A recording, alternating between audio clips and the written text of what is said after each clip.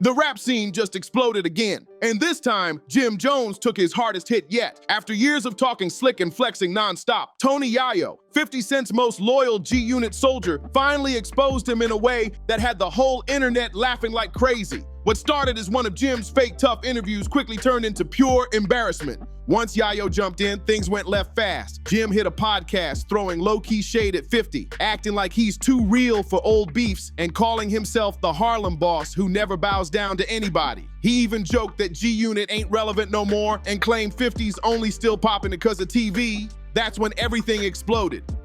Well, a lot of, me from the hood, so people look at Bleak and don't understand the business he's doing. They always look at Jay like, oh, yeah. That's why you got like Yayo talking about, Jay don't take care of I don't need Jay to go on tour. Yo, smoke hard coke, Yo, chill. You look like you need to be taken care of. You look like you need to go to the dentist. You need to look like you need to brush your teeth. You look like you need hygiene.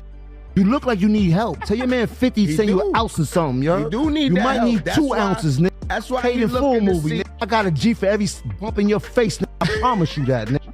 I promise you that, nigga. That's why he worrying about Peon, you broke, nigga. You know I got it, nigga. What's up? The bag is up. The both sides. Hey, Flea, where the both sides, Flea? Let me finish that off. Ain't nobody taking care of over here, B. Nah, you good, my nigga. I fucking love it. They deserve it. They need to hear this shit, man, because they bugging out here. All these niggas worrying about who taking care of who. We take care of we. Ain't no who take care of who, nigga. You know who doing it. We live. We getting money. Nigga. We take care of everybody, nigga. We take care of each other, nigga. That's a fact, my G, but linking back up with you, Jim, we missed out on a lot of opportunity, bro, but we ain't gonna miss it out going forward. We need to put some pain together, bro. Don't lie. See, Tony Yayo don't play when it comes to 50. That's real family right there. That's loyalty that don't bend. The second Jim dropped 50's name, Yayo went live and aired him out. Calm but dangerous, and backed every word with receipts. He said Jim talks like he's that boss, but back in the day, he was begging 50 for features. Begging so hard, the line probably went dead from desperation. The internet went wild saying Yayo cooked him smooth, no exaggeration. It wasn't loud, it wasn't messy, it was straight surgical precision. Jim tried to play it cool, pretending he didn't care, but everyone saw through it. The Dipset frontman got checked by a real one. Yayo said Jim been two-faced for years, trying to act friendly with G-Unit while secretly dissing them behind the scenes. According to Yayo, Jim used to hit up 50's team begging for songs and tour slots. But when they curved him, he switched up and started talking slick again just to look important. Like I just said, we just came back off tour. Yeah. With Fifth, and we still touring. Still. And I do my own tours too for people. Yo. You see, I do my own tours. I did tours in Canada. I did a tour across the whole Germany and the Swiss Alps. And that's why I don't care about the hate. Cause I'm like, I got the possibility to do my own tour.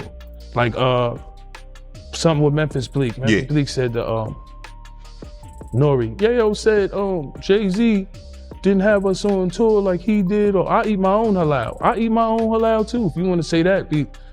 To Memphis Bleak, I just came off my last tour. All I'm saying is when you see Jay-Z in a setting, he never really, when he's doing a Beyonce show or whatever, you don't see Memphis Bleak on the stage or him being brought out. Even if I'm doing the hype man shit with 50, he's bringing me out. I'm making money. I'm going to— That's that man girl too. That's it. That's whole wife tour. Yeah, that's whole wife tour. So I believe if Hov was out on his own, he would bring Bleak out. There is no need for him to bring Bleak in a situation where it looked like if this was last tour you're talking about with the Cowboy Carter. Right. Yeah. So to me, because I look at Bleak as a loyal guy, like I'm a loyal guy to Jay. But I look at like Fifth, my guy Hervé, one day we had TRL, and it's the young Gunners there. Yeah. And I'm talking to him out, and Hervé says loud, "You don't gotta worry about nothing. You got 50. Jay-Z doesn't do nothing for these guys like 50 does." And Hervé, I think he worked with them too. But he said that to me, and I always— Yayo kept it all the way real. You can't be fake loyal in this game, bro. Either you solid or you not. That line hit deep. Everybody knows Yayo rode with 50 through every beef, every blackball, never switching sides once. So when he exposed Jim like that, the streets lit up instantly. Old clips started resurfacing of Jim trying to act friendly, and fans went nuts. They were calling him Harlem's biggest flip-flopper, the dipset politician who changes sides whenever it benefits him. But the coldest part, Yayo didn't even raise his voice. He stayed calm, confident, talking like a man who's seen too much to be impressed. And once that clip hit social media, the internet lost its mind. This the difference between me and other niggas, right? Stack Bundles, one of my favorite rappers in the world. Rest in peace, Stack. Right? Ryan Squad. Rest in peace. Far Rock, Yep. you understand? Jim Jones, he had Stack Bundles, he had Max B. I looked at it like, great. You know, Stack's Bundles, we had a Porsche, was still in the hood. No disrespect to Jim Jones. Fifth had me in Battery Park. I could walk out that barefoot. Get the See, socks. that's when a nigga love you, nigga. Get the socks, nigga. Sneakers Dior, nigga. But I'm walking out there barefoot. That's when you know a nigga love you, boy. Cause he making sure you don't get your shit split. Cause you go back to 134, anywhere, Baisley, right, Brooklyn, pew, shit get split. Once I got shit, nigga shot my shit up. Bentleys and all that. Y'all can get that sneaker, just toss that over there. My shit's official. You know what I'm saying? Yo, look, but nigga put me in position. Rest in peace of Stack, but Stack got killed in the project with a Porsche. Yeah. Nigga, come on, nigga, I'm from the hood, nigga.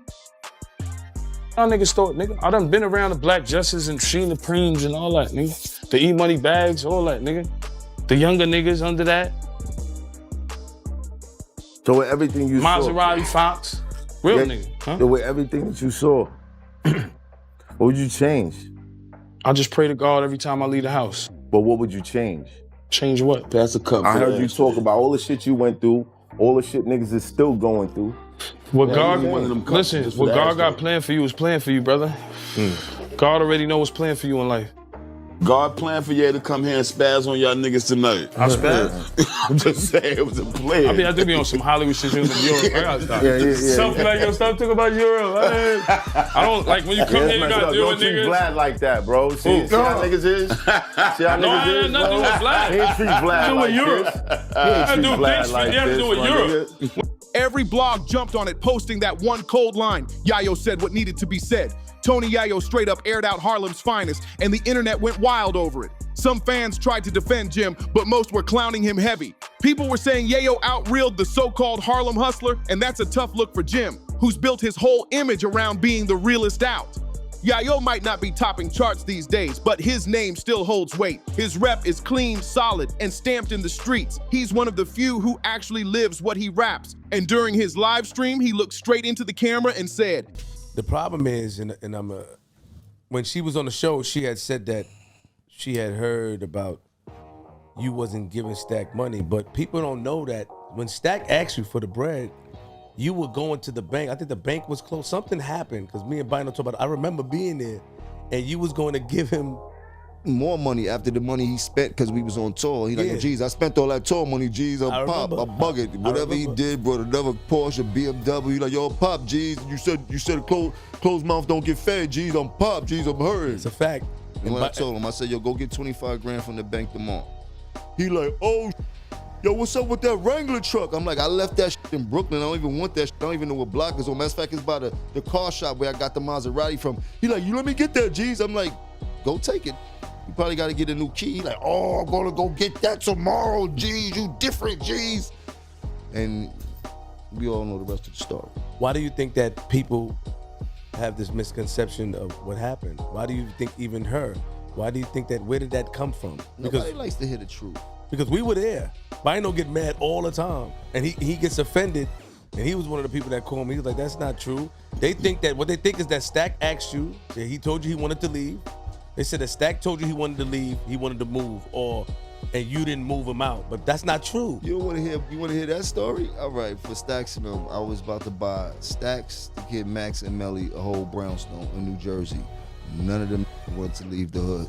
And I was not about to waste my money. And I was what I offered them. I went shopping for the shit and all that type of shit. Yeah, we remember that, right, Baz? We remember that. Shout out to Baz. I remember the conversation. And I'm like, yo, you bugging. You want to, like, you could go to the hood every day, but you're going to be living in Jersey. Like, you're going to be living better than you heard, and you don't have to worry about paying for no rent or nothing like that. I'm just trying to get you out the hood.